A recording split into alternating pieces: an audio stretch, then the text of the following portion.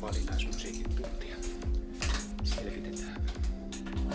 Ensin mennään hissiin. Kas näin.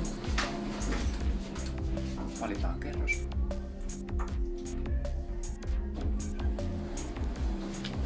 Sen jälkeen mennään musiikin luokkaan. Avataan tietokone.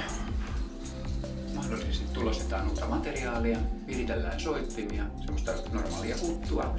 Oppilaat voivat olla osallisena mukana tässä. Jaha, yhtään asiakastakaan ei ole saapunut. Pyörähdetään tässä 3.60.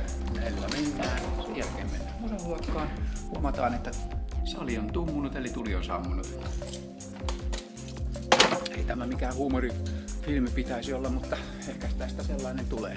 Täältä näyttää aamulla musaluokka aivan hiljaista. Tänne on mukava tulla. Korva lepää, välillä jopa silmä. Harvemmin kyllä. Jaha, onkohan iltakäyttäjät olleet asiallisia? No, ainakin melkein. Pikkusen mikrofonit osoittelevat minne sattuu ja passovahvistintakaan ei ole jaksettu oikein kuljettaa tuonne paikkaan. Se hidastaa aina arkea.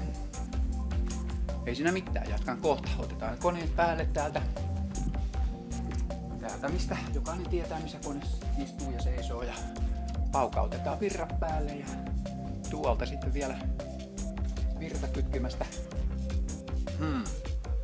Minä täällä taas terve.